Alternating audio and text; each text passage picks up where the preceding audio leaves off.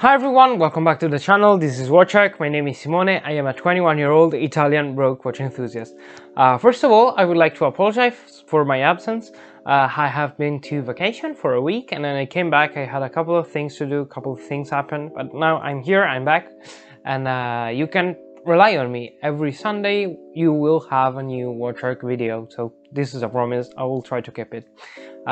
So let's get in today's video, shall we? We are going to be talking about the first comparison on my YouTube channel. We are going to be comparing the Seiko SNXS77K, the Seiko 5 range, and the TIMEX Waterbury automatic. I love both of these watches, and I feel like these watches are both a great option if you want to buy everyday wearer from a reputable brand for around 100 euros. Even though the TIMEX MSRP is a bit higher, both of these watches can be found for around 100, 120, 150 maybe, but on the same price bracket. And I feel like these both are great options. With that said, there are a couple of things that I don't appreciate about each one of these watches, and I feel like there is a winner here, but it's not that clear, and it's not as clear as you would think. So let's get right into it.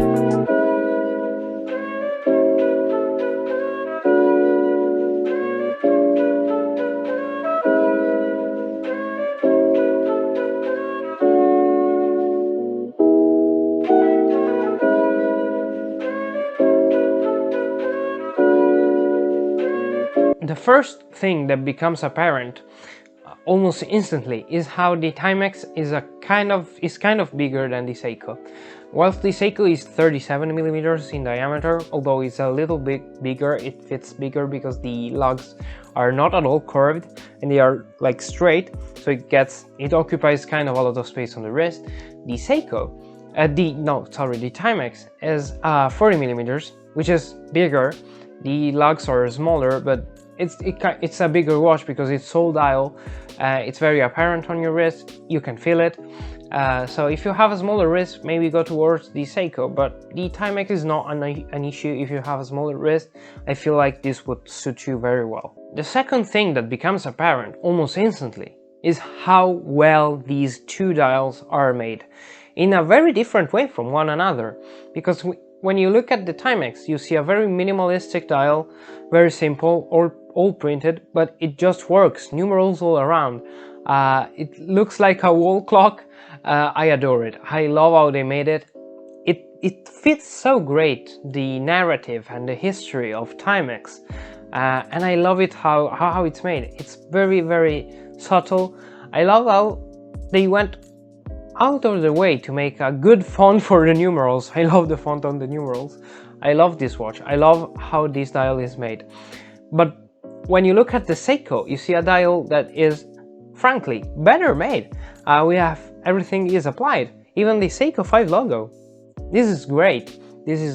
I adore it. I adore this dial. The blue is so deep, so it plays with the light. The numerals are great, and the lume on this watch is incredible for the price range. For the kind of watch that this is, it has got a great lume. The thing that the TIMEX does better than the Seiko on the dial is the date, because on the TIMEX we have got a date which is color matched, whilst on the Seiko we have a non-color matched date complication. And when you consider the fact that the Seiko is even smaller, you end up having a complication which is really big, and it's really apparent on this beautiful dial. If this dial was uninterrupted, this would be great. This would be crazy. So the day is better on the TIMEX. A couple of things about the bracelets. These are not the best bracelets in the watch market, as you would expect. The Seiko bracelet is very rattly. I don't appreciate that. And plus it's not even color matched to the case, because the case is all polished, because this is maybe a dressier watch, but the bracelet it's all brushed, so it looks a mixture between a tool watch and a dress watch, and it doesn't work for me. At least they could have made polished mid links. they decided not to do that. Too bad. Who cares? You can change the strap. And the Timex strap is not better.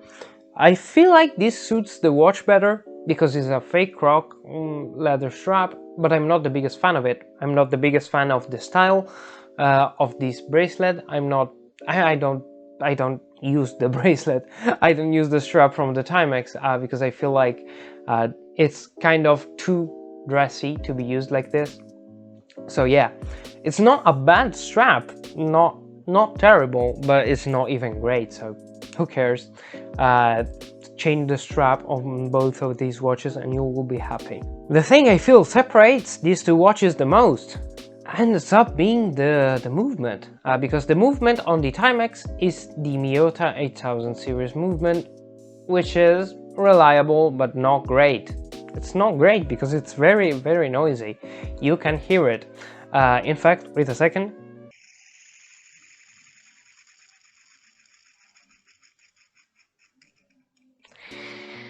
It's too noisy. It's too noisy. You can't live with this one. It's very bothering. And when you're outside, it's fine. But where you're inside, maybe you are watching TV or you're doing something. A lot of people are going to ask you about why your watch is so noisy, so it's not great. The Seiko has got a 7S26 movement, which is the standard. It's nothing spectacular, no hand winding, no hacking, but it works and it's not noisy and it's not apparent. It's fine. The finishing on both of these movements is nothing spectacular, obviously, but when you have a watch movement that makes you not want to wear a watch because it's too noisy, you can't excuse that. It's not something that I appreciate. I don't enjoy it. And whilst I do really enjoy the watch, I don't enjoy the movement at all. If only they went for a Seiko, even an NH35 or whatever, this would be so much better. And but they didn't. They chose not to. Maybe to keep the price low, but I feel like this is really something that kind of destroys this watch, because otherwise this watch is great. I adore it. I love it. So what can be said here? We have two watches, two great dials, amazing dials, two great, reputable, historical, important brands from Japan and from the USA.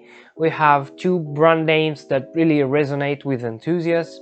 And we've got two watches that if you buy one, you are not going to regret it because it's a great watch. But you have to think about what you do really enjoy and what you don't. And if it was me, I would pick the Seiko over the Timex because it's just that much a bit better to wear. And but the Timex is a great option. And if they revamp the new TIMEX Waterbury line as they did, I wish they went with a different movement. This is it. I wish they went for an NH35 or whatever, basically. Just something not that noisy, not that rough. It doesn't give the impression of quality. So if it was me, I would pick the Seiko over the Timex, but let me know what would be your pick.